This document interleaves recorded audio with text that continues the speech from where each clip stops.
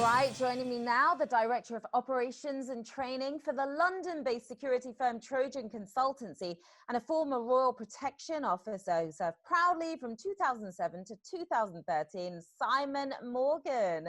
Simon, welcome to the show. Hi, Sharon. So good to be able to join you. Great to have you here. Now, why don't we begin with a bit about your background and how you got started in Royal Protection? My background is that of a Metropolitan Police officer. To ultimately become a Royalty Protection Officer, you have to be a police officer first here in the UK. It's actually a police officer's role. The prerogative rests with the police service. It's not a military role, unlike it is in some other countries. Prior to going to Royalty Protection, I was on a specialist firearms team, working the armed response vehicles that cover London 24 hours a day. So dealing with reactive and proactive firearms operations, because here in the UK, our police service is not routinely armed. So we were specialist officers to support our unarmed colleagues dealing with armed criminality. So I was very much working an environment that was at the front end of policing and very much most probably at the lower end of society to a certain extent when you're dealing with armed criminality, whether that be your armed bank robber, your drug dealer, or indeed all the way up to armed terrorism. And what would you say makes for a good Royal Protection Officer? What generally are recruiters looking for? They're looking for key attributes. They're looking for your personality. They're looking for your softer skill set, your ability to communicate with people, your ability to problem solve and to see problems that are ahead and how you would necessarily solve them. And that you only get that level of experience by being a police officer already. So on average, a Royalty Protection Officer would have served somewhere between 10 and 15 years as a police officer already. Now, when we think about protecting the royal family, I would imagine most of us would think first of assassination attempts, but I'm sure there's a lot more going on as well. So what exactly are you protecting the royal family from? With regards to the protection package that works around the royal family, the threat that they face is very much multifaceted. So you have very much the headline threats around political and religious terrorism that we face at the moment. You also have people who have a single cause issue.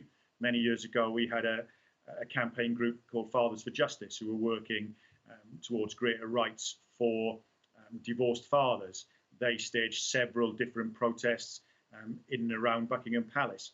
So you have lots of different threats, but one of the main threats that I had to deal with in my time was the fixated individual. That individual who believes they are part of the royal family, wishes to be part of the royal family, and are very much fixated with that individual's life.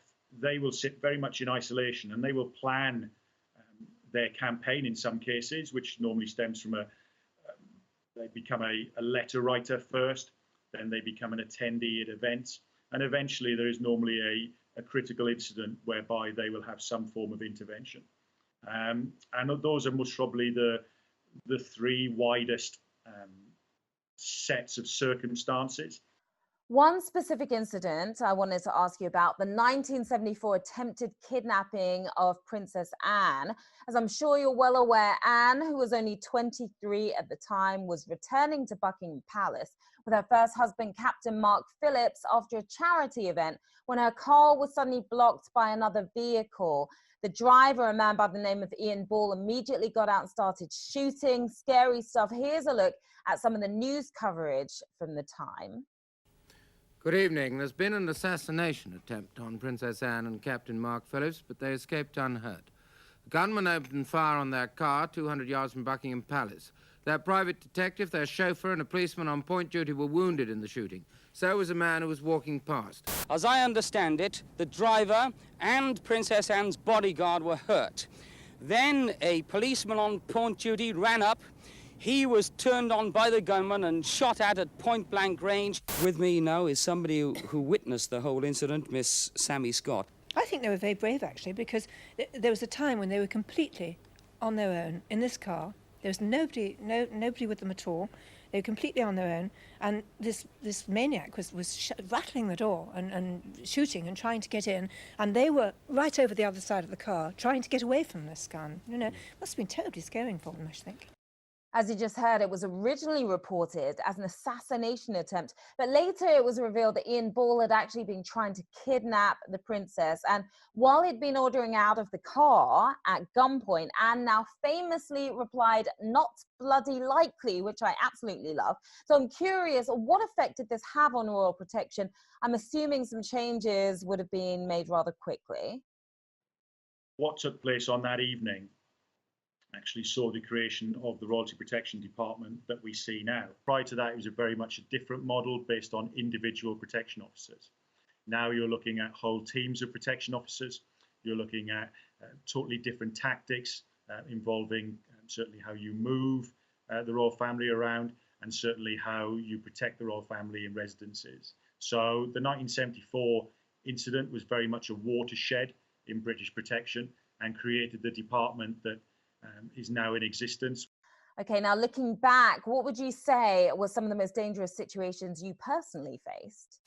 I mean, every day you step out, and obviously you're very conscious of the threat and what could happen during the day. But I think the most heightened time within your career was any time doing a royal walkabout. Those were extremely stressful times, in so much as you're making sure that nothing has happened. You're looking for people's reactions, you're looking for your danger cues, you're looking for how each colleague is reacting, because you're there dealing with the public in to a certain extent, semi-controlled environment, not one that's completely controlled. And obviously people do want to see the royal family, and some people do become a little bit enthusiastic around the royal family, and therefore you've got to also make sure that your response is tempered to that, because you certainly don't want to cause any embarrassment to somebody just because they're possibly overawed by meeting the Prince of Wales for the first time. No, you definitely don't want to do that. And finally, I have to ask about William and Kate's wedding. What was it like working that day back in 2011? Certainly the wedding of the Duke and Duchess of Cambridge was most probably the biggest single event that I was involved in. Lots of different organisations involved with it, from both law enforcement and security services, and certainly many moving parts. One part was at Westminster Abbey. There was a reception back at Buckingham Palace. There was time to see the couple going to the church, and then obviously going to the Abbey, and then seeing the couple coming back to Buckingham Palace and then departing Buckingham Palace at the end as well. So there was lots of times for the public to see their Royal Highnesses. But you're also looking at a scenario that those people were on the ground watching, but there were millions of people watching worldwide. And that's where the pressure comes in, because you're looking to create a successful operation. That is the main part, make sure everybody's safe. But certainly you're very conscious that the world's eyes are on you, and you're very conscious of that pressure. Yes, indeed. I believe there are actually 2 billion people watching that day. I know I was one of them. All right, Simon, thanks so much for joining us. Really appreciate your time today. Thanks, Sharon. It was great talking with you.